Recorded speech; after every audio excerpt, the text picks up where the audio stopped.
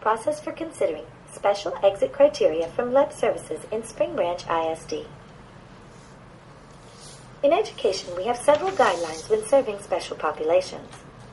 The two subpops we are going to discuss today are LEP students, or Limited English Proficient students, and students served by special education. More specifically, we are going to discuss dually labeled students, or those kiddos that fall under both categories. Let's take Arturo, for example. Arturo is a native Spanish speaker. He is an 8th grader that came to the United States in elementary school a few years ago. Arturo was first served in a bilingual classroom until he transitioned to the ESL program when he came to middle school.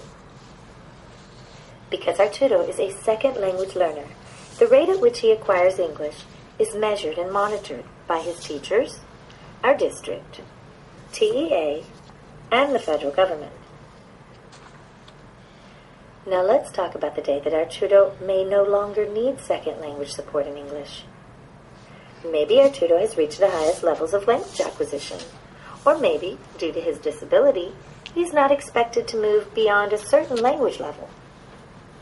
Either way, it may be time to determine if ESL services are still appropriate for Arturo, or if he should potentially exit our ESL program.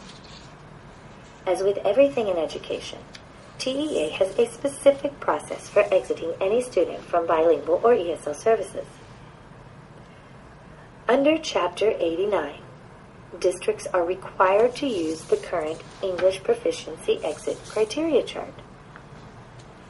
The criteria are different from grade level to grade level, but students must always meet a reading, writing, and oral language criteria to exit the program. Normally, a special education LEP student can exit by criteria listed on this chart, which even allows for accommodated versions of state reading and writing content assessments. The LPAC representative, along with the rest of the ARD committee, reviews progress and met criteria, and they exit students accordingly.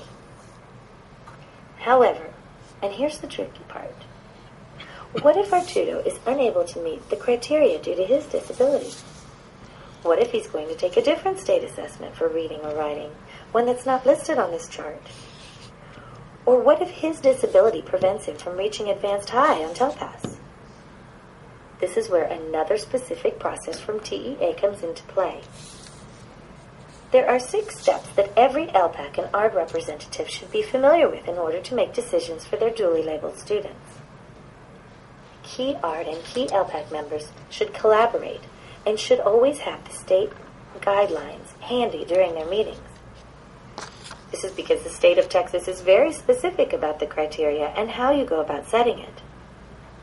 The entire process can be found on TEA's website, but here is an outline of the steps. And here's a brief summary. In step 1, a meeting is scheduled between key ARD and key LPAC members at or near the beginning of the school year. They need to evaluate whether Arturo potentially qualifies for exit. In step 2, they would discuss if there is evidence of a need. Now, this process is not for groups of students. So in this step, the parties are going to really discuss Arturo as an individual. Before they discuss any of the evidence they may have, they should ask themselves, would taking ESL services away from Arturo negatively affect him in any way? If the answer is yes, Arturo is not a good candidate for this process, and we would leave him in the ESL program because we do not want to take away services that are supporting our students. But if they feel that ESL services are no longer benefiting him, each member would discuss and document the data they have that supports their recommendation. Examples of acceptable testing and historical evidence and data are also available on TEA's website.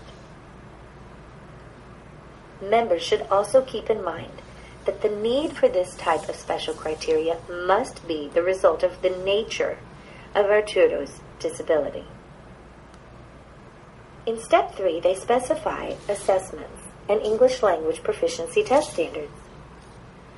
On content assessments, it's very important to remember that if Arturo's test is to be changed, only state assessments may be used.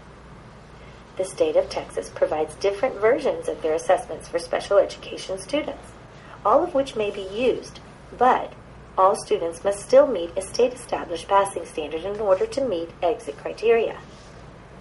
On language tests, the collaborators look at our tutors' abilities on a domain-by-domain basis. By this we mean that reading and writing, listening, and oral language are considered separately. The ARD LPAC members would determine if Advanced High on TELPAS is a reasonable goal for our tutor, given his disability, or if perhaps a lower level may be appropriate in one of these domains.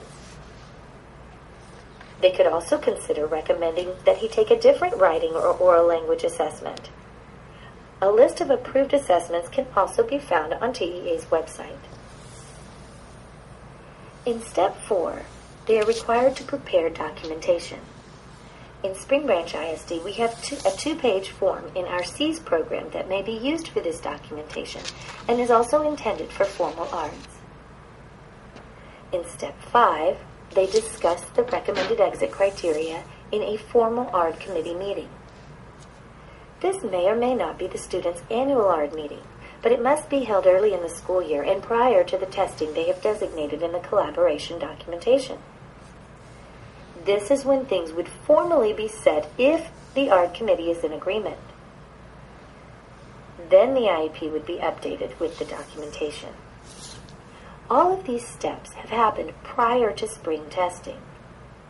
The final step, which is Step 6, is an additional ARD that happens at the end of the school year. To be clear, this is an extra ARD that should happen after testing results have been received. The members of the ARD would review the results and also how our tutor has been doing in class since assessments were administered. If the ARD committee determines that exit is still appropriate, they finalize and document the change in placement. The LPAC would also document the decision in the permanent record file, and just like any other exited student, our tutor would be monitored for 2 years by the LPAC committee. Please note that this is a fictitious special education LEP student, and only an example of how you may set special criteria if there is a need.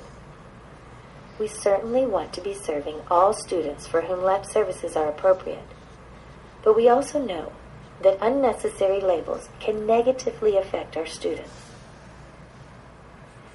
Thank you all so much for everything you do for our special populations.